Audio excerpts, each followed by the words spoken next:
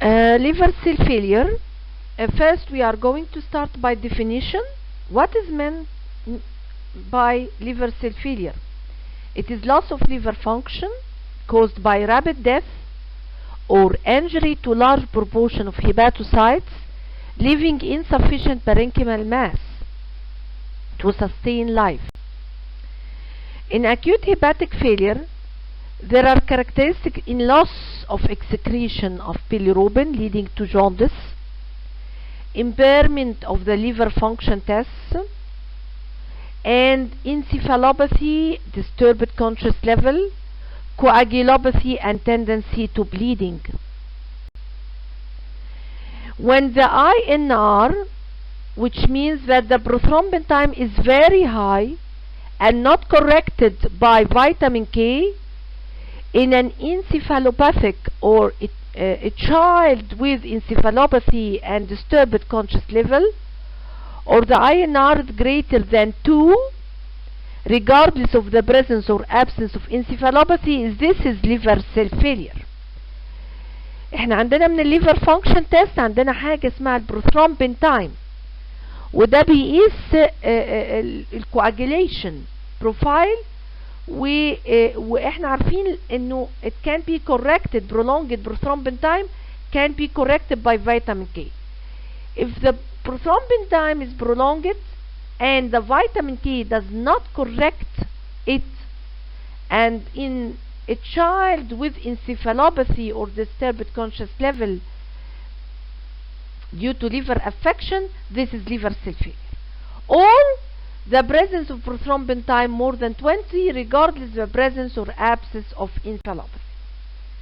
Causes of liver cell failure: either infectious causes like herpes or hepatitis A, like vascular causes, ischemic hepatitis, like autoimmune hepatitis, like inherited metabolic disorders like Wilson, mitochondrial, tyrosinemia, galactosemia, like drugs like the use of acetaminophen in excess dose, or some anticonvulsants.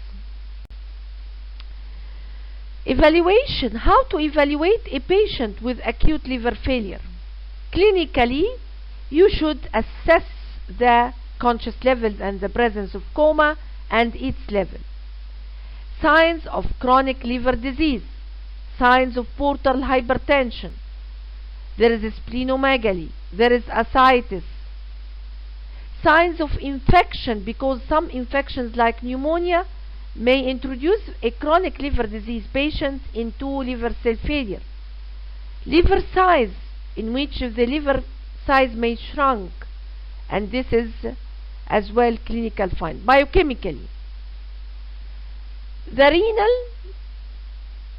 renal, we should assess the renal function test to avoid the occurrence of hepatorenal syndrome and renal failure. All the minerals, calcium, phosphorus, magnesium, capillary blood gases, as well as blood glucose. In addition to complete blood count, to see if there is anemia, if there is leukocytosis, thrombocytopenia, and the liver flow profile, liver function tests, ammonia, prothrombin time and concentration, imaging for abdominal ultrasound, toxins like serum acetaminophen level if suspected acetaminophen toxicity, and viral markers for hepatitis viral markers. The following labs should be carried out. Initially, complete blood count, electrolytes and phosphorus, random blood sugar, full liver function test, plasma creatinine, blood ammonia, and blood gases.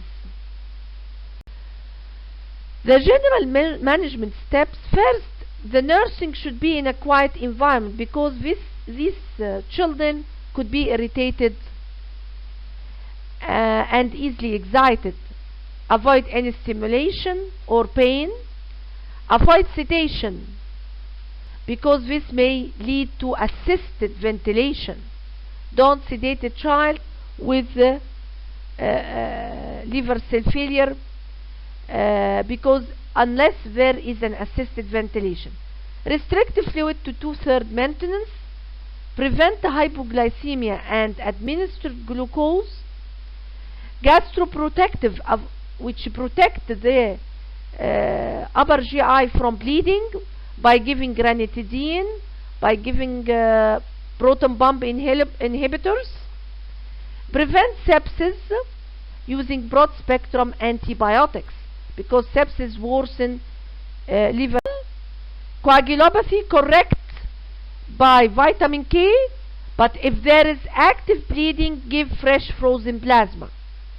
Otherwise, don't give fresh frozen plasma. Metabolic derangement, correct acid-base imbalance. Metabolic acidosis, you should be corrected. Correct any electrolyte or mineral insufficiency. Hyponatremia, hypokalemia, hypophosphatemia, hypocalcemia. And as well, for those who have increased intracranial tension, head elevation is mandatory. Maintain the PCO2 carbon dioxide pressure at 30 to 35. Administer mannitol to decrease or reduce the intracranial tension, and ensure after ensuring adequate renal function. This is a child who has huge ascites, and in this is mean he has portal hypertension, and such child is vulnerable to if he has infection, for an example, because he has decompensated liver. Ascites either mild or moderate or severe. In mild, detected by ultrasound. In moderate, there is shifting dullness clinically. In severe, there is respiratory difficulty and fluid thrill. Here, if you want to detect a minimum amount of ascites, but this is done in adults, but I want just to illustrate, and you do percussion around the periumbilical region. Okay? Here, if this is a shifting dullness, here, for example, there is an ascites, this is dull. You are going to percuss like this, and you found dullness here. You make him going to his side to sleep, ينام على جنبه وتعمل percussion. هتلاقي الحتة اللي كانت resonant بقت dull. يعني احنا دايما لما نمشي كده هنلاقي كده resonant dull. لو مشيت كده دي dull، خليه يجي على جنبه، الدل area بقت resonant لانها shifted down. اوكي؟ وده الترانسميتد ثريل لما يبقى فيه severe. if you percuss here, okay, you feel by the other hand that there is a thrill. This is the fluctuation of this percussing note.